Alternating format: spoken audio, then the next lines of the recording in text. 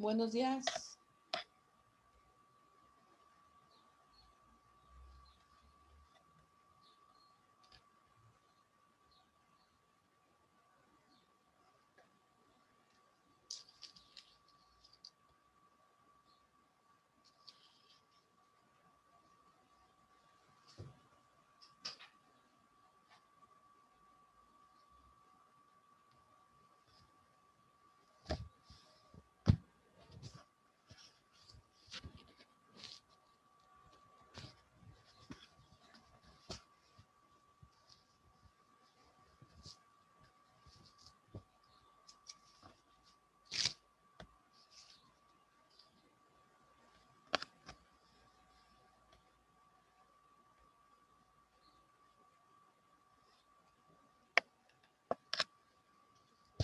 Buenos días.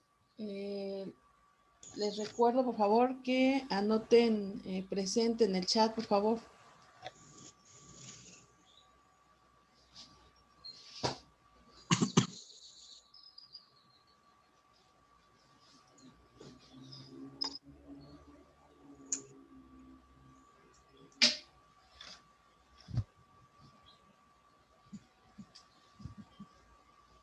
Y bueno, damos nada más un minutito a ver si alguien más se conecta y si no, ya comenzamos.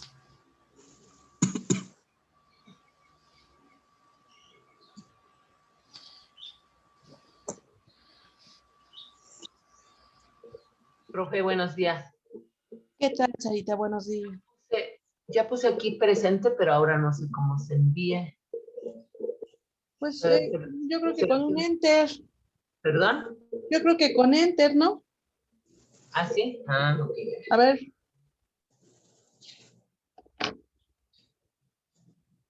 Es que aquí como yo soy anfitrión, pues sí es un poquito diferente, pero sí.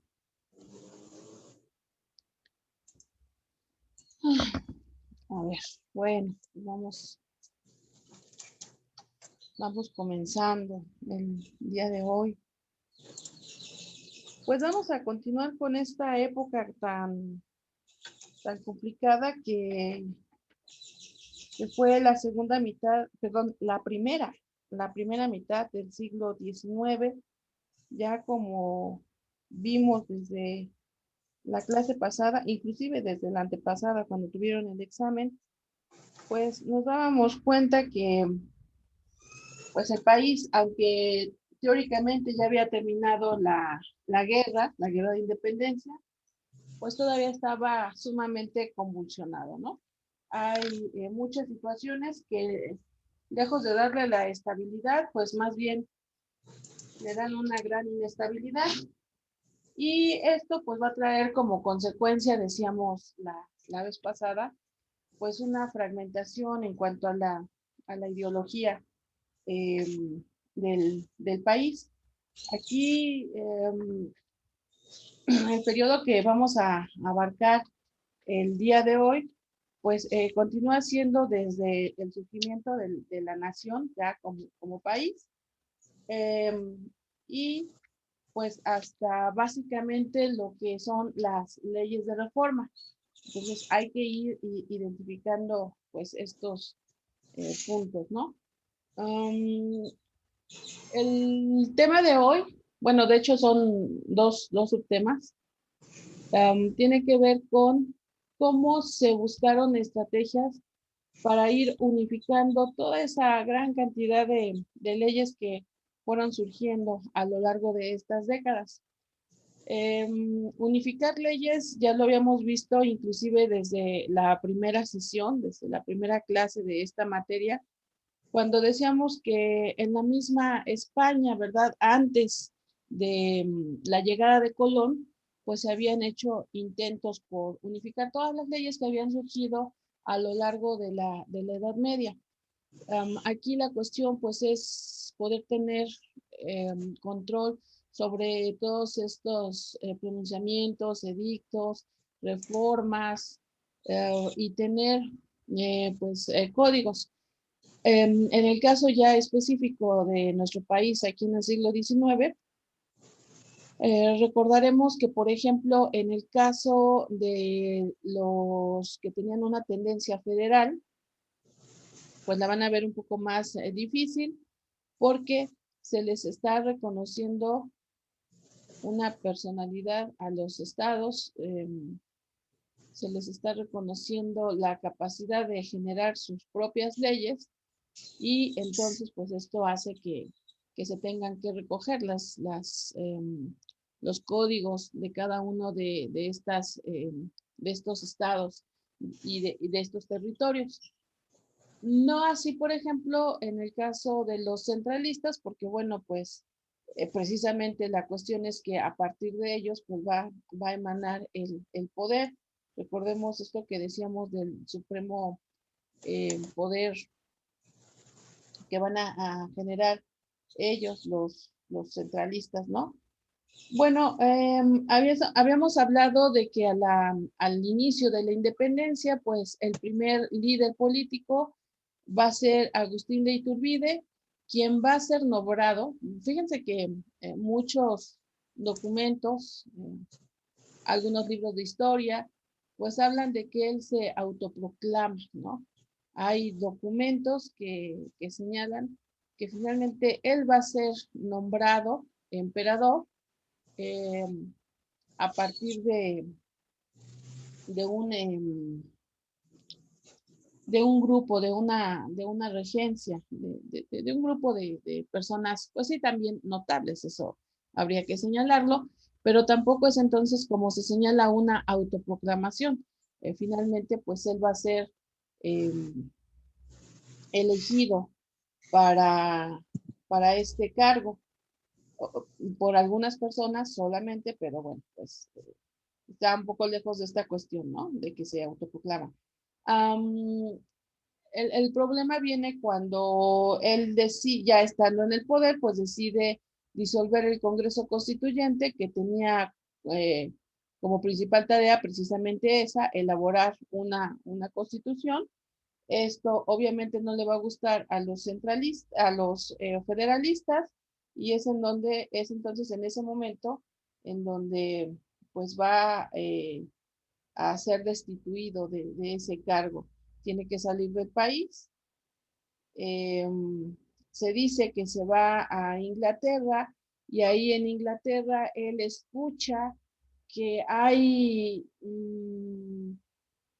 por parte de Inglaterra, de Francia y de España intereses de reconquistar el país. Recordemos, ya lo hemos señalado, que están en Europa en franca revolución industrial.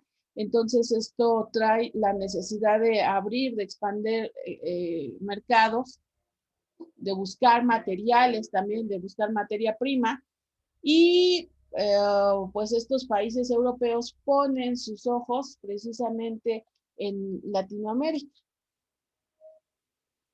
Iturbide, al enterarse de esto, pues regresa al país dispuesto a formar parte de algún ejército, de alguna coalición que detuviera las intenciones de estos países europeos. Desgraciadamente hay pues precio, vamos a decirlo así, sobre su cabeza. Durante su exilio se ha lanzado un comunicado que lo señala como enemigo de la patria y que si él llega a pisar nuevamente tierras mexicanas, pues debe ser detenido y fusilado. Iturbide desconoce eh,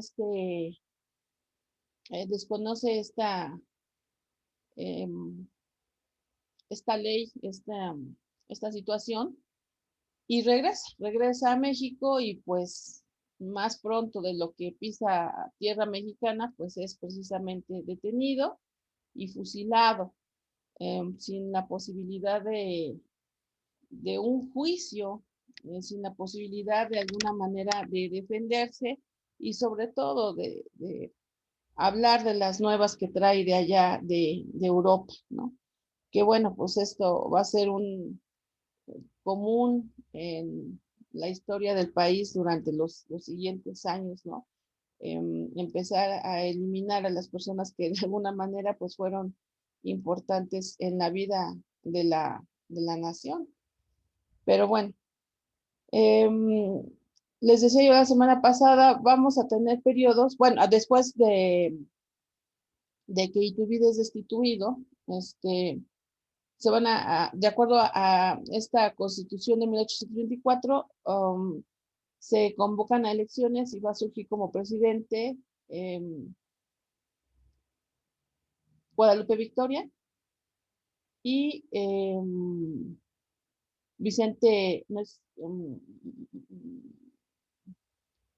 Guadalupe Victoria y Nicolás Bravo, perdón, estaba pensando que Vicente Guerrero, pero no, surgen como presidente Guadalupe Victoria y como vicepresidente Nicolás Bravo.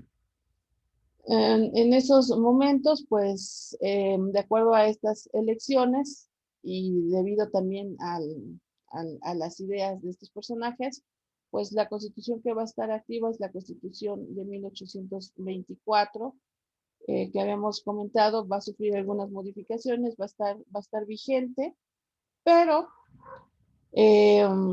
pues hay algunas situaciones. Vamos a identificar, por ejemplo, la guerra de Texas, que es ahí pues una estrategia, un poquito plan con maña por parte de los Estados Unidos, que de alguna manera están incitando a los tejanos a separarse del país. Ya la semana pasada decíamos que en realidad los tejanos no tenían ningún beneficio de pertenecer a la nación mexicana, y esto es lo que va a generar esa necesidad, bueno, esa idea, va a generar esa idea de separarse de un país que pues no le provee ningún beneficio, más bien solo le está quitando dinero.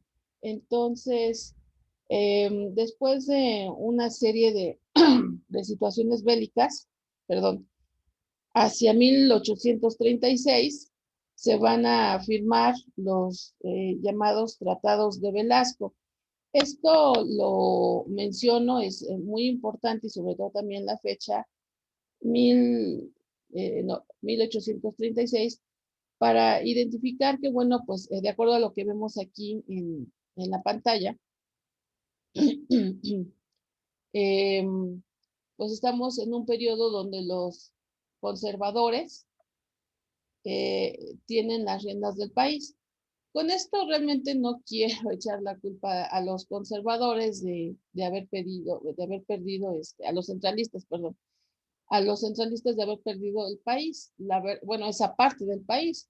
La verdad es que finalmente los federalistas pues también tenían ahí muchas situaciones, ¿no? Bueno, en el video les hablo del Segundo Imperio. ¿Por qué el Segundo Imperio? Bueno, pues porque se va a dar después de la Segunda Intervención Francesa. Muchas veces me preguntan, bueno, y si el emperador Maximiliano llega a México después de la Segunda Intervención Francesa, ¿cuál es la primera intervención francesa?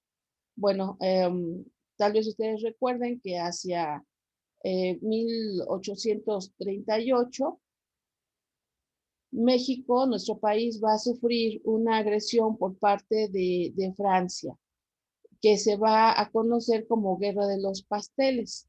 No sé si alguien de ustedes recuerde cómo se dio ese evento, qué sucede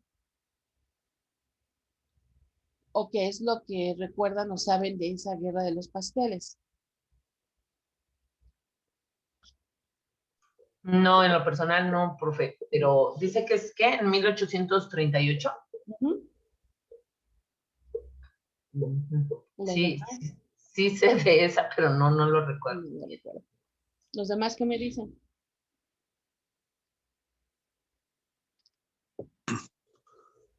No tengo así como que muy claro, pero el concepto, pero sí, más o menos lo ubico, profesora. Bueno, ok. Como les decía hace ratito, es un enfrentamiento que se va a dar en nuestro país por parte de los franceses. Cuando algunos federalistas algunos liberales, también es otra forma de conocer a los federalistas, cuando algunos liberales empiezan ya a tomar otra vez las riendas de la nación, van a determinar que pues tiene que hacerse una especie como de moratoria de pagos, ¿no? Eso va a estar presente a lo largo de toda esta época. Bueno, el chiste es que se habla de que algunos comerciantes franceses, en realidad eran varios, pero el que sobresale es el que tiene que ver con esta pastelería. Algunos comerciantes franceses se unen y hacen una demanda a nuestro país, señalando que debido a todas estas guerras que han continuado se prolongaban pues ya a más de 20 años, ellos habían perdido fuertes cantidades y entonces demandaban que el país les pagara esos daños, que era una cantidad bastante alta. En aquellos días eran 60,000 pesos, pero que por cierto pues eran cantidades exorbitantes, ¿no? Yo creo que con esos 60,000 pesos se le podía haber hecho otra panadería de lujo al demandante y se llevaba mucho menos dinero, ¿no? Entonces era una cantidad muy fuerte, pero también era un hecho de que en el país pues no había forma de estar obteniendo dinero, ¿no? La inestabilidad en todo el territorio pues era bastante alta, entonces esto generaba esa imposibilidad de tener las arcas llenas para hacer frente a este tipo de compromisos, que de todas maneras, aunque hubiera habido dinero, pues era bastante ridículo. Entonces estos comerciantes, estos ciudadanos franceses, eh, llaman a su gobierno señalando esta situación y bueno, pues lógicamente Francia se hace la ofendida y manda una serie de tropas, ¿no? Obviamente exige que se indemnicen al no haber una respuesta. Pues van a venir barcos a Veracruz, a lo que es San Juan de Ulúa. Y bueno, pues obviamente va a haber una batalla que precisamente Santana en ella va a perder una pierna, que es muy conocido este hecho porque hace todo un ritual funerario para su pierna perdida, ¿no? Bueno, desgraciadamente, pues un poquito con ayuda de Inglaterra, con, ¿cómo se dice? Intercesión, intermediación de Inglaterra, se van a firmar algunos tratados en donde México se compromete a pagar esos 600,000 pesos. Hay, no, bueno, tengo aquí la duda de si son 60,000 pesos o 600,000 pesos, probablemente sean 600,000 pesos. Y ahí termina entonces esta guerra de los pasteles o primera intervención francesa. Esto lo vamos a ocupar más adelante, por eso estoy haciendo mención. Posteriormente, mande. Perdón, antes de continuar, quisiera ver si me quedó claro esta explicación que dio. Estas personas, los franceses, querían así como indemnización porque sus negocios no prosperaron aquí. ¿Es así? Ok, pues estaba raro, ¿no? Que pues si no prospera mi negocio, se lo cobro al país donde estoy. Es así, ¿verdad? Bueno, no es exactamente que no haya prosperado, sino que a raíz de las guerras internas, estas guerras entre liberales y conservadores, y también durante la independencia, acuérdense que estamos hablando de 1838, Sí. los años de independencia, pues van a dañar los negocios de los extranjeros. Eso es lo raro, ¿no? Ok, pues el país donde yo estoy está en guerra, cierro, vendo o simplemente salgo del país y me voy a mi país, ¿no? Pero bueno, pues no, ellos se quedan, entonces sus intereses se ven afectados, y esta es la demanda. Y es entonces a consecuencia de las batallas que hubo, que tenían, que Ajá. no, ahora sí que tenían pérdidas o que no generaban, ¿no? En esos momentos sus negocios. Sí, recordemos que una cuestión durante la independencia es que no hay dinero para pagar a los soldados. Entonces, por ejemplo, algo que hizo Miguel Hidalgo, que ahorita pues es muy cuestionable, pero en el momento pues no era el primero que lo hacía, esto es un hecho, a lo largo de la historia se había permitido esto, se les dio la concesión a los soldados, a la gente, porque ni siquiera eran soldados de carrera, sino a la gente que engrosaba sus batallones, eh, que una vez que llegaran a alguna población, pues hicieran saqueo. Como no se les podía pagar como una nómina, por así decirlo, pues entonces tenían la oportunidad de saquear el lugar donde llegaban. Entonces, pues lógicamente, si a donde llegaban, como en este caso, pues había negocios, independientemente del país que fuera el dueño del negocio, pues se tomaba todo. Eso es a lo que ellos se referían. Ok, sí, ya lo entendí bien. Así es. Gracias. Y también había algunas cuestiones por ahí de préstamos forzosos que muchos ejércitos de los diferentes bandos obligaban a las personas. Imagínense ustedes préstamos forzosos, ¿no? Yo, pues soy una persona ahí medianamente acaudalada, entonces llega un ejército y me dice, pues ahora sí que presta, ¿no? Presta, pero obligatoriamente. Entonces, también eso era parte de las demandas de los franceses. Probablemente esta parte era legítima, ¿no? Sí, pero bueno, era legítima y no el pedir que se le resarciera, porque imagínense que, digo, pudo haber sido otro, ¿no?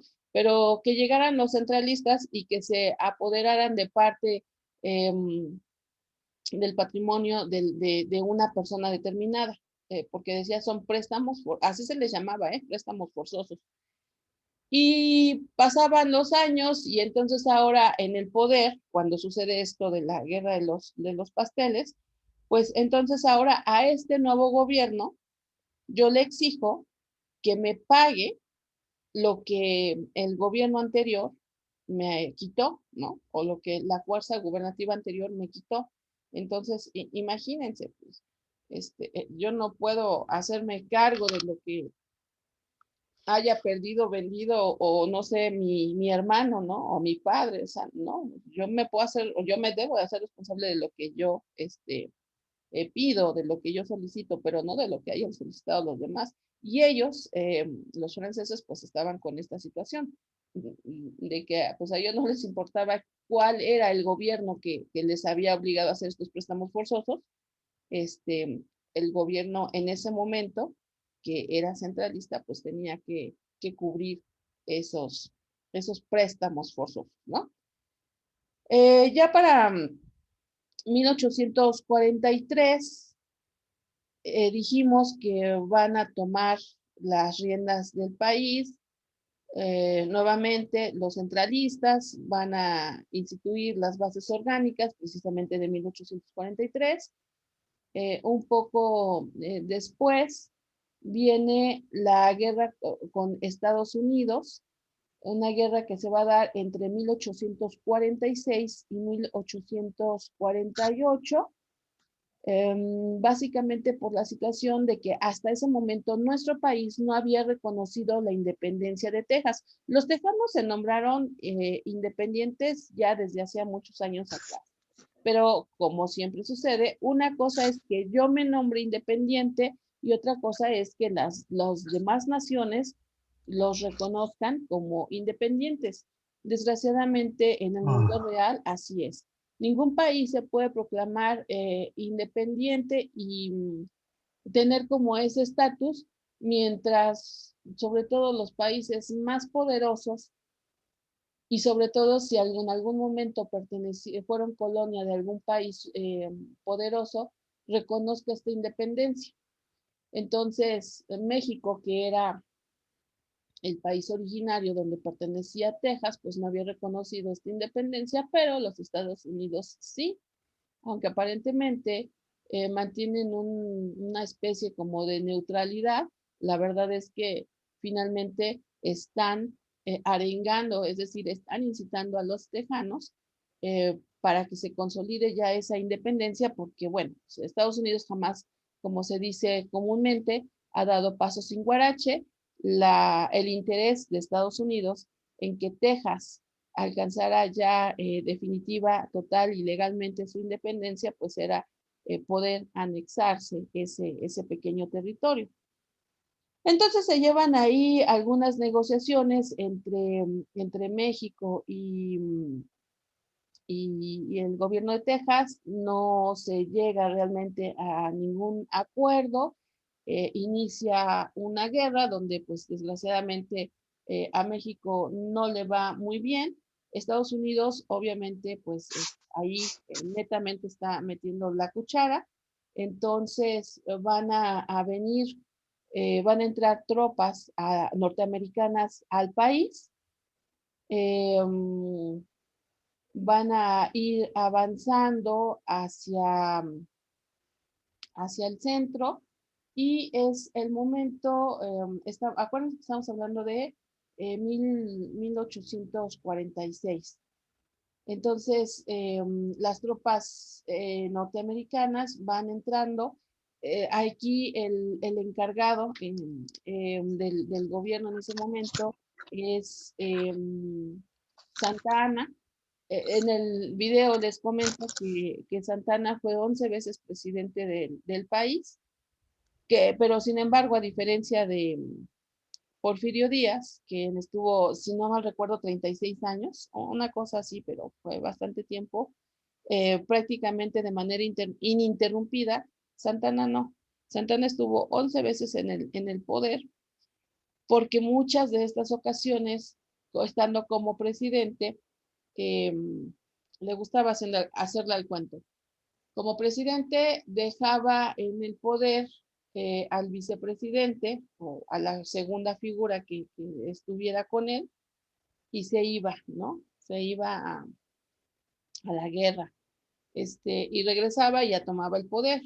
También en varias ocasiones fue desconocido como presidente, fue exiliado y luego, esto es una cosa que yo no entiendo, y luego era llamado de nuevo, estando en el exilio, era llamado de nuevo para que tomara las riendas del país. O sea, 11 veces, como si no existiera en el país una persona lo suficientemente apta para llegar a la presidencia. Se volvía y se volvía y se volvía a Santana, ¿no? Digo, esto es como, bueno, de las cosas más absurdas de nuestra historia, ¿no? Que por tantas veces haya sido llamado para tomar la presidencia. Algunas ocasiones fue verdaderamente desastroso, como precisamente en esta guerra contra Estados Unidos, donde se habla, la historia oficial, que muchas veces no la verdadera, en estas últimas décadas ha salido a la luz pública una gran cantidad de documentos que desmienten la historia oficial. Yo creo que en algún momento vamos a tener que hacer como un alto y volver a estudiar historia, porque muchísimas cosas que nos cuentan son falsas.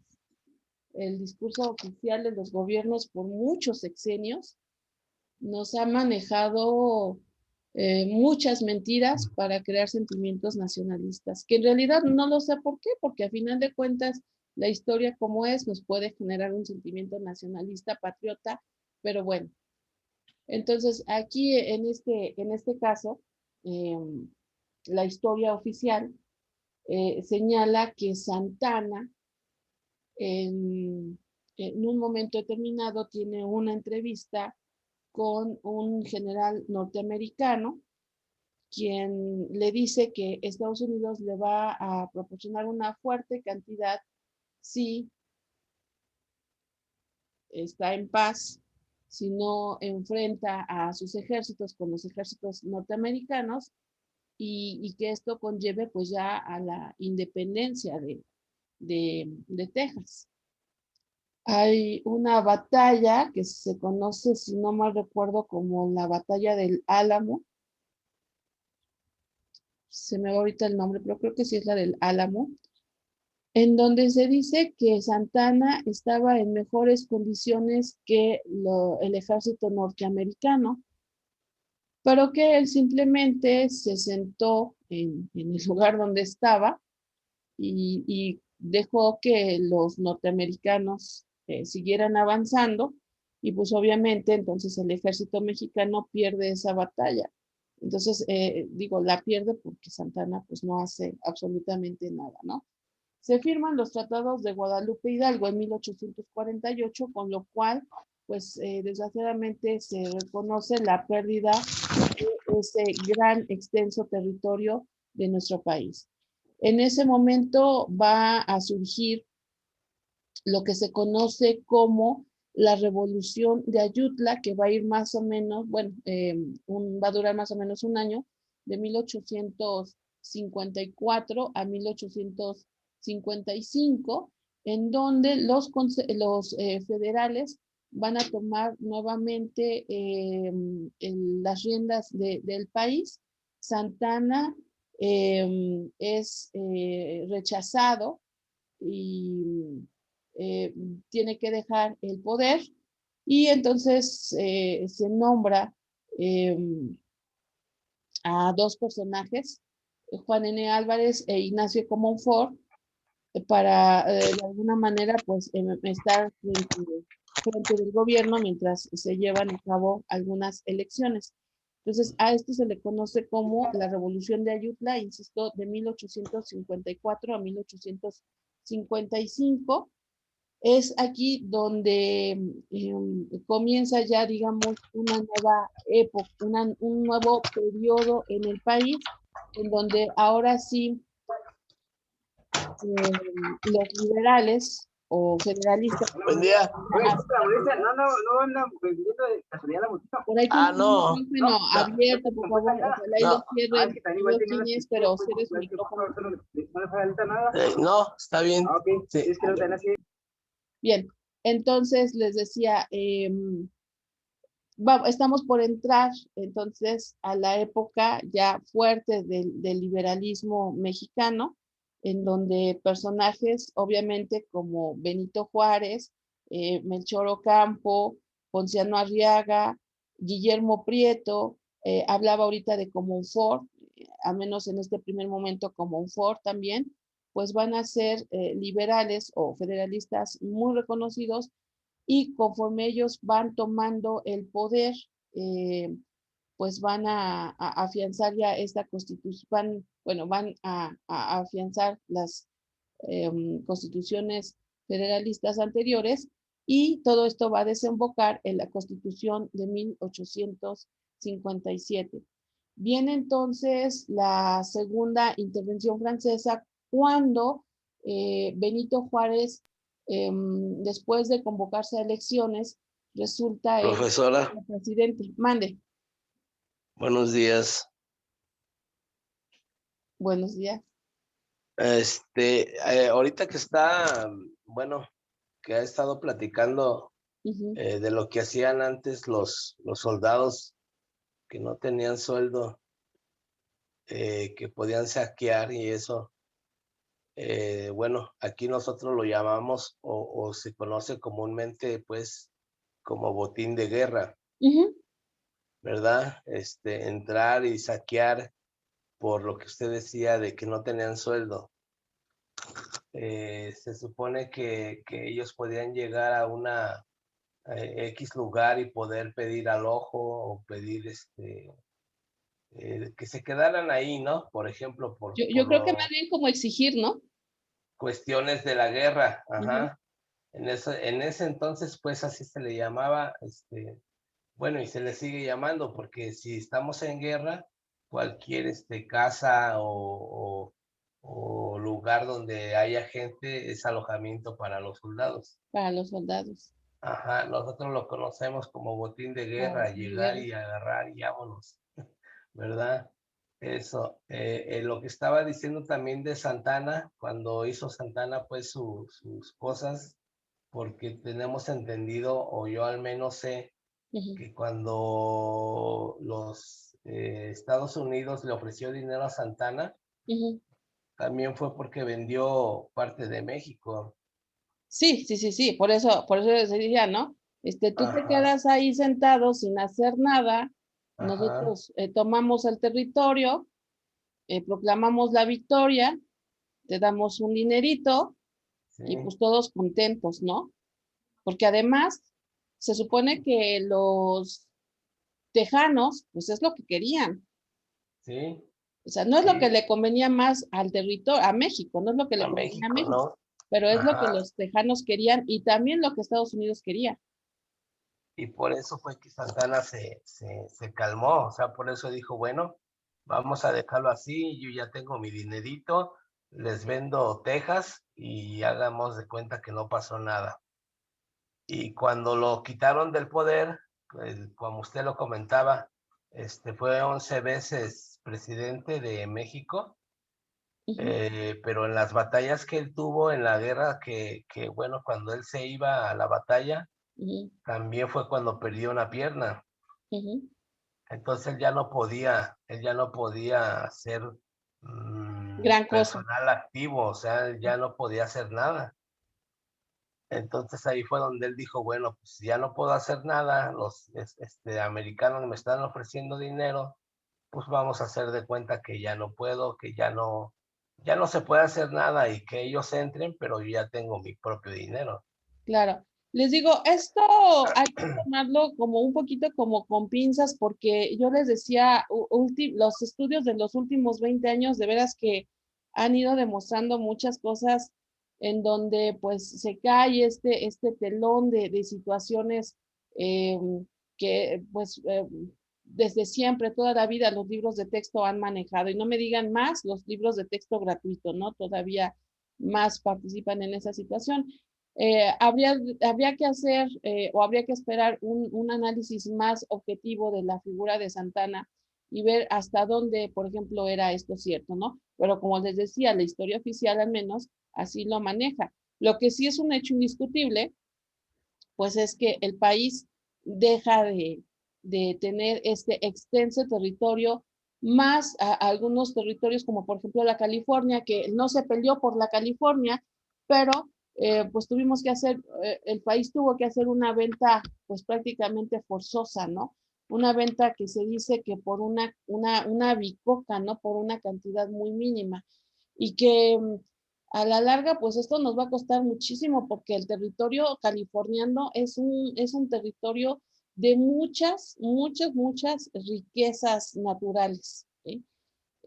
Ahí se nos fue bueno, pero ¿qué podemos decir? Texas, que algunas décadas después se va a descubrir ahí petróleo, ¿no? Hay que pensar que muchos de los yacimientos importantes de Estados Unidos están en Texas, pero bueno. Chicos, nos quedan un minuto, 2 minutitos nada más. Quiero aprovechar para, nada más preguntarles, ¿ya vieron sus calificaciones?